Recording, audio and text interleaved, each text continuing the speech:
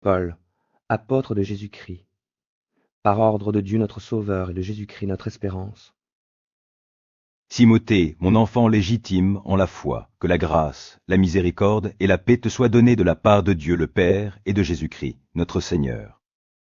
Je te rappelle l'exhortation que je te fis à mon départ pour la Macédoine, lorsque je t'engageai à rester à Éphèse, afin de recommander à certaines personnes de ne pas enseigner d'autres doctrines. Et de ne pas s'attacher à des fables et à des généalogies sans fin qui produisent des discussions plutôt qu'elles n'avancent l'œuvre de Dieu dans la foi. Le but du commandement, c'est une charité venant d'un cœur pur, d'une bonne conscience et d'une foi sincère. Quelques-uns, s'étant détournés de ces choses, se sont égarés dans de vains discours. Ils veulent être docteurs de la loi, et ils ne comprennent ni ce qu'ils disent, ni ce qu'ils affirment. Nous n'ignorons pas que la loi est bonne pourvu qu'on en fasse un usage légitime. Sachant bien que la loi n'est pas faite pour le juste, mais pour les méchants, et les rebelles, les impies, et les pécheurs, les irréligieux, et les profanes, les parricides, les meurtriers. Les impudiques, les infâmes, les voleurs d'hommes, les menteurs, les parjures, et tout ce qui est contraire à la saine doctrine, conformément à l'évangile de la gloire du Dieu bienheureux, évangile qui m'a été confié. Je rends grâce à celui qui m'a fortifié, à Jésus-Christ, notre Seigneur, de ce qu'il m'a jugé fidèle en m'établissant dans le ministère. Moi qui étais auparavant un blasphémateur, un persécuteur, un homme violent, mais j'ai obtenu miséricorde parce que j'agissais par ignorance dans l'incrédulité. Et la grâce de notre Seigneur a surabondé avec la foi et la charité qui est en Jésus-Christ. C'est une parole certaine et entièrement digne d'être reçue que Jésus-Christ est venu dans le monde pour sauver les pécheurs dont je suis le premier. Mais j'ai obtenu miséricorde afin que Jésus-Christ fît voir en moi le premier toute sa longanimité pour que je servisse d'exemple à ceux qui croiraient en lui pour la vie éternelle. Ô roi des siècles, immortel, invisible, seul Dieu, sois honneur et gloire au siècle des siècles. Amen. Le commandement que je t'adresse, Timothée, mon enfant, selon les prophéties faites précédemment à ton sujet, c'est que d'après elles, tu combattes le bon combat, en gardant la foi et une bonne conscience. Cette conscience, quelques-uns l'ont perdue, et ils ont fait naufrage par rapport à la foi. Shader. De ce nombre sont Hyménée et Alexandre, que j'ai livrés à Satan, afin qu'ils apprennent à ne pas blasphémer. J'exhorte donc avant toute chose à faire des prières, des supplications, des requêtes, des actions de grâce pour tous les hommes, pour les rois et pour tous ceux qui sont élevés en dignité, afin que nous menions une vie paisible et tranquille en toute piété et honnêteté. Cela est bon et agréable devant Dieu notre Sauveur, qui veut que tous les hommes soient sauvés et parviennent à la connaissance de la vérité. Car il y a un seul Dieu et aussi un seul médiateur entre Dieu et les hommes, Jésus-Christ, Pam, qui s'est donné lui-même en rançon pour tous. C'est là le témoignage rendu en son propre temps, et pour lequel j'ai été établi prédicateur et apôtre, je dis la vérité, je ne m'en pas chargé d'instruire les païens dans la foi et la vérité. Je veux donc que les hommes prient en tout lieu en élevant des mains, pures, sans colère, ni mauvaise pensée.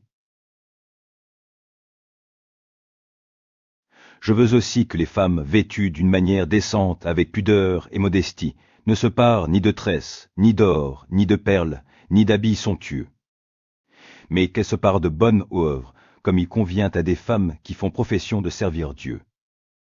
Que la femme écoute l'instruction en silence avec une entière soumission.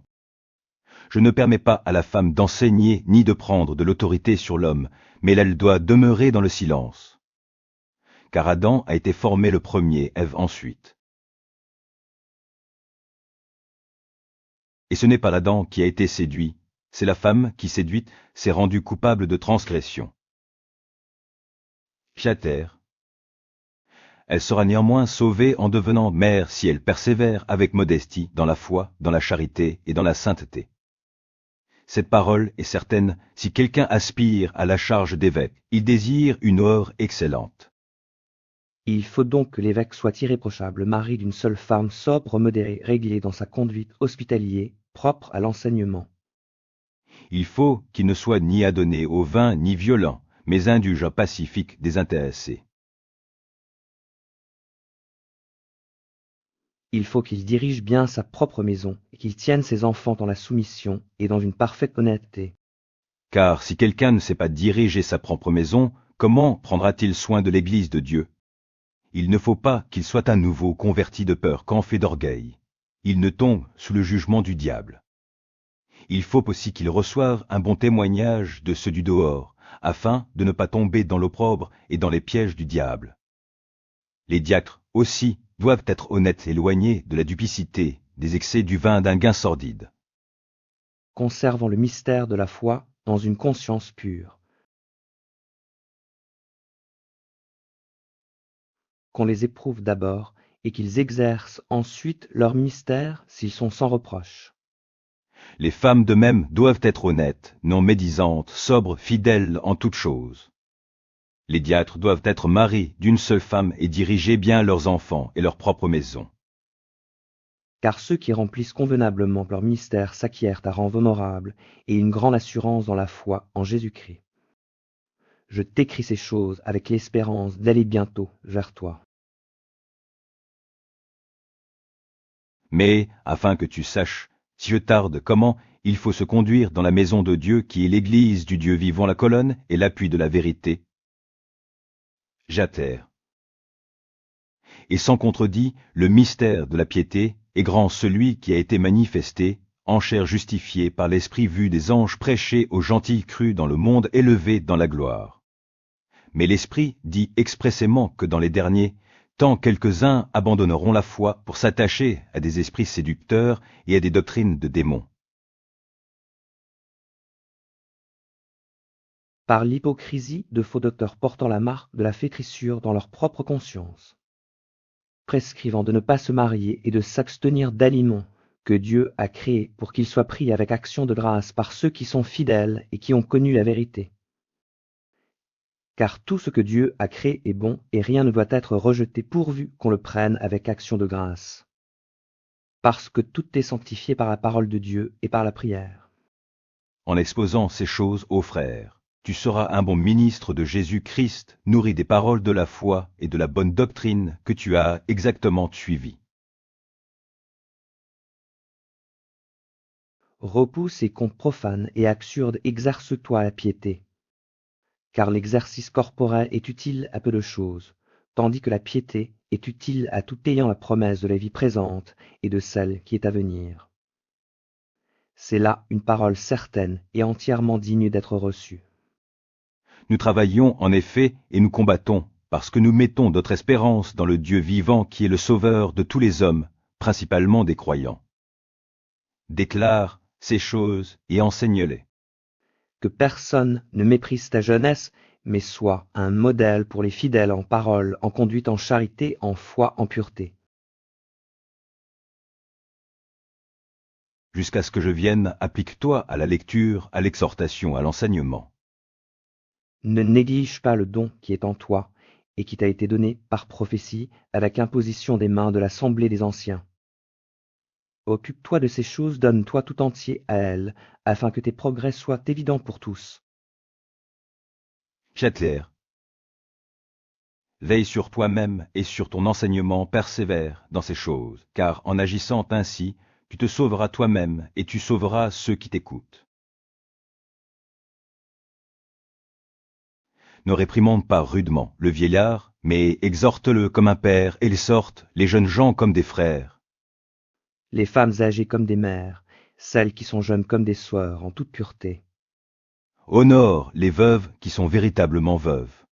Si une veuve a des enfants ou les petits-enfants, qu'ils apprennent avant tout à exercer la piété envers leur propre famille et à rendre à leurs parents ce qu'ils ont reçu d'eux, car cela est agréable à Dieu.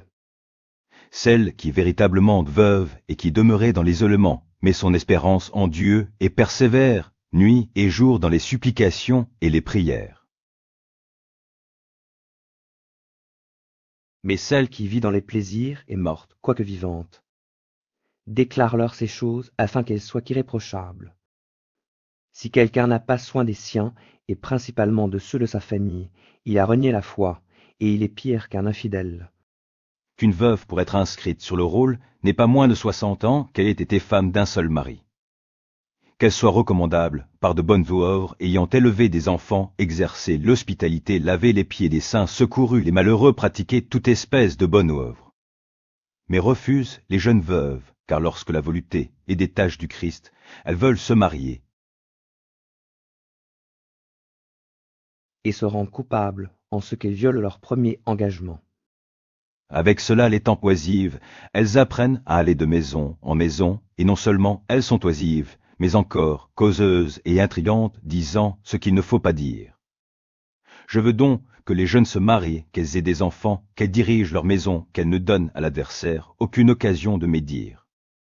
Car déjà quelques-unes se sont détournées pour suivre Satan. Si quelque fidèle homme ou femme a des veuves, qu'il les assiste, et que l'Église n'en soit point chargée, afin qu'elle puisse assister celles qui sont véritablement veuves.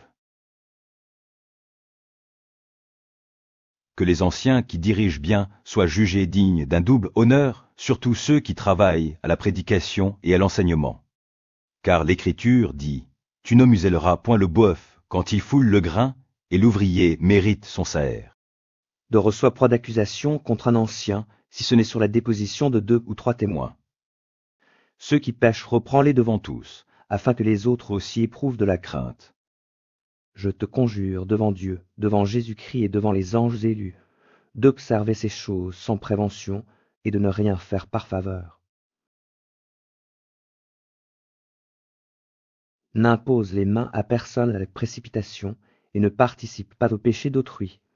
Toi-même conserve-toi pur. Ne continue pas à ne boire que de l'eau, mais fais usage d'un peu de vin à cause de ton estomac et de tes fréquentes indispositions.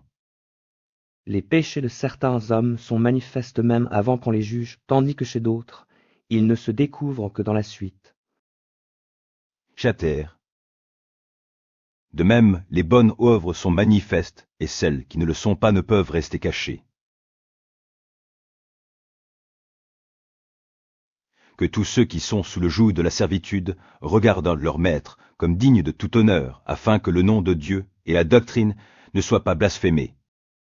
Et que ceux qui ont des fidèles pour maîtres ne les méprisent pas sous prétexte qu'ils sont frères, mais qu'ils les servent d'autant mieux que ce sont des fidèles et des bien-aimés qui s'attachent à leur faire du bien. Enseigne ces choses et recommande-les.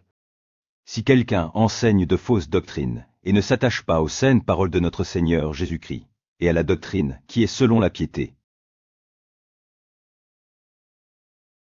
il est en fait d'orgueil, il ne sait rien, et il a la maladie des questions oiseleuses et des disputes de mots, d'où naissent l'envie, les querelles, les calomnies, les mauvais soupçons.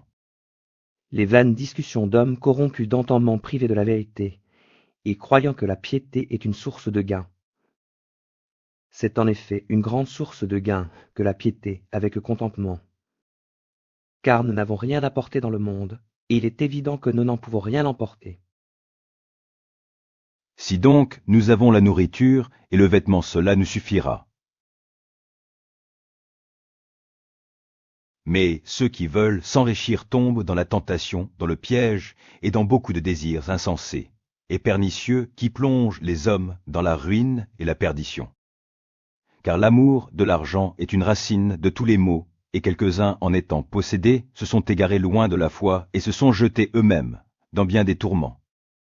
Pour toi, homme de Dieu, fuis ces choses et recherche la justice, la piété, la foi, la charité, la patience, la douceur.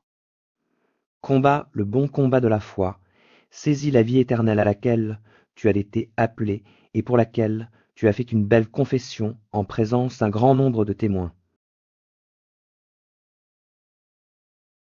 Je te recommande devant Dieu qui donne la vie à toute chose, et devant Jésus-Christ qui fit une belle confession devant Ponce Pilate, De garder le commandement et de vivre sans tache, sans reproche, jusqu'à l'apparition de notre Seigneur Jésus-Christ.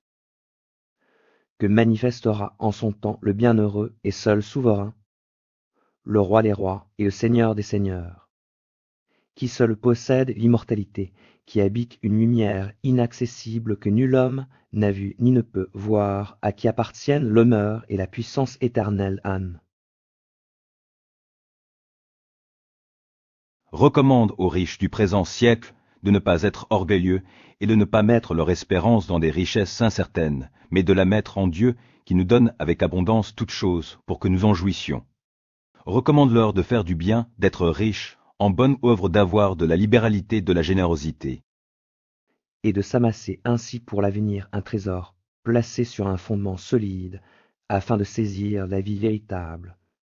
Ô Timothée, garde le dépôt en évitant les discours vains et profanes et les disputes de la fausse science, dont font profession quelques-uns qui se sont ainsi détournés de la foi. Que la grâce soit avec vous.